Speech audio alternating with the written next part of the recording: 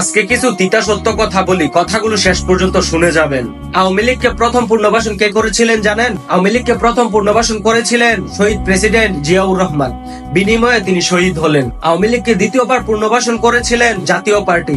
বিনিময়ে আজ তারা প্রায় বিলুপ্তির পথে। তৃতীয়বার 111 এর সময় আওয়ামী লীগকে পূর্ণবাসন করেছিলেন সেনাবাহিনী, যার বিনিময়ে দেশপ্রেমিক 57 জন চৌকস সেনা অফিসারকে অকালে অপঘাতে মৃত্যুর সাদা কাফন পড়তে হয়েছিল।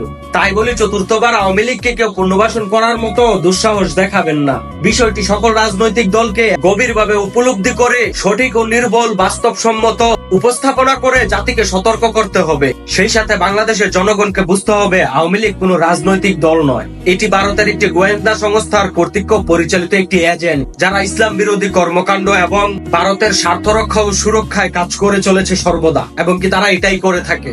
সেই সাথে জাতিকে আরো বুঝতে হবে, কারণ আওয়ামী লীগ কখনোই দেশ সংস্করণ চাইবে না। তারা চাইবে দেশের মৌলিকত্ব তাদের হাতে থাকুক, তাতে জনসাধারণের উপকার হোক কিংবা না হোক।